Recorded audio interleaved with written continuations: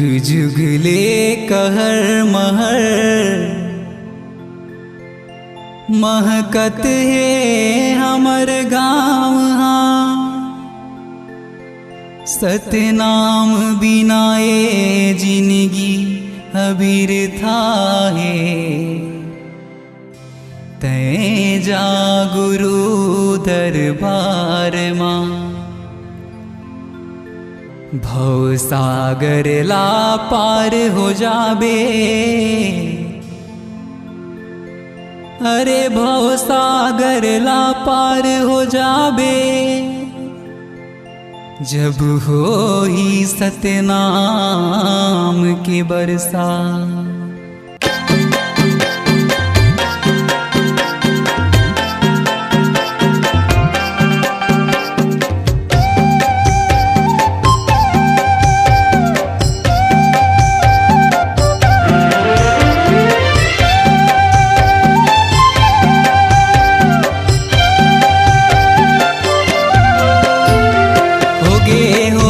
सतनाम के बरसा गुरु अमरदास के आशीष में होगे सतनाम के बरसा। गुरु अमरदास के आशीष में गुरु अमरदास के आशीष में गुरु बालक दास के आशीष में गुरु घासीदास के आशीष में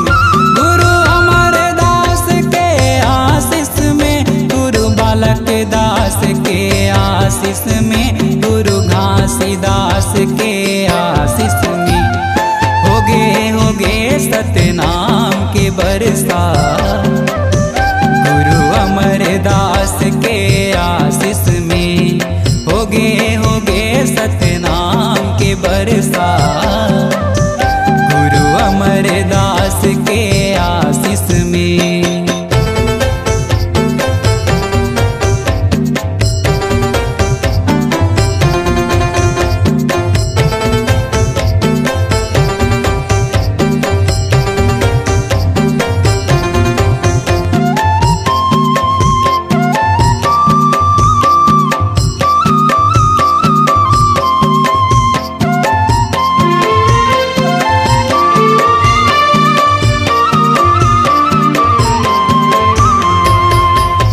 राउत मन होगे सतनामी जी होगे सतनामी।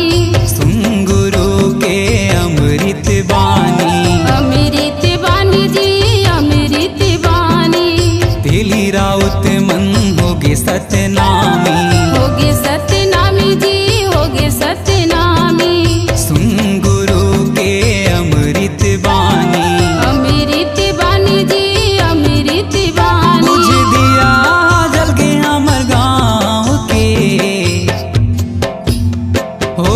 होगे सतनाम के बरसा।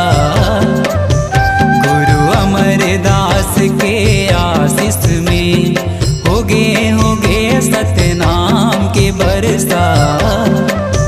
गुरु अमरदास के आशीष में होगे सतनाम के बरसा।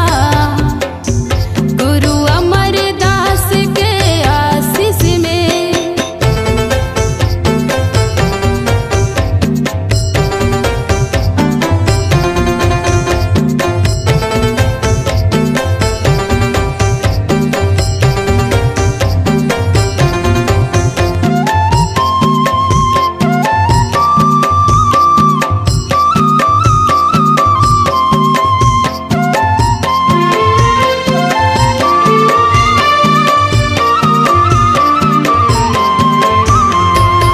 जेकर छुएला निर्मल होगे तरियक पानी जी होगे तरियक पानी। दुश्मन बैरी मन करे रहे सैतानी जी करे सैतानी। जेकर छुएला निर्मल होगे तरियक पानी जी होगे तरियक पानी। दुश्मन बैरी मन करे रहे सैतानी जी करे सैतानी। बुझ दिया जल गे हमर गाँव के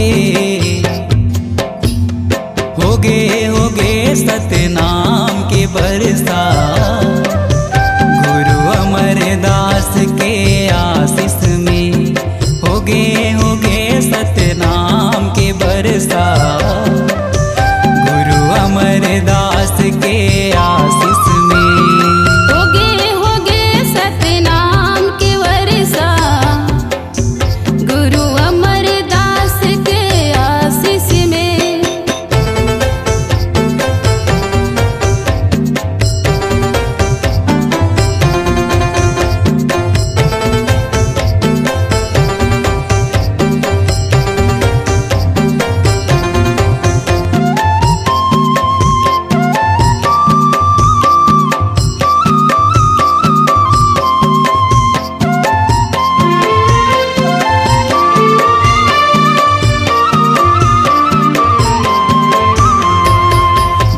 बाबा सतनाम लगावे, नाम लगावे सतनाम लगावे। कोयली पपीहा सुन तीर में आवे, तीर में आवे, तीर में आवे। गुरु बाबा सतनाम लगावे, नाम लगावे सतनाम लगावे। कोयली पपीहा सुन तीर में आवे, तीर में आए सुन तीर में सब होगे हवे सतभासी है। होगे सतनाम की वर्षा। गुरु अमरदास के आशीष में होगे सतनाम की वर्षा। गुरु अमरदास के आशीष में गुरु अमरदास के आशीष में, गुरु बालक दास के आशीष में, गुरु घासीदास के आशीष में, गुरु अमरदास के आशीष में, गुरु बालक दास के आशीष में, गुरु घासीदास के आशीष में होगे सतनाम की वर्षा।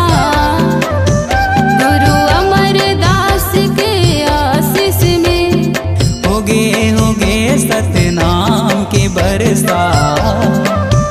गुरु अमरदास के आशीष में होगे सतनाम की वर्षा।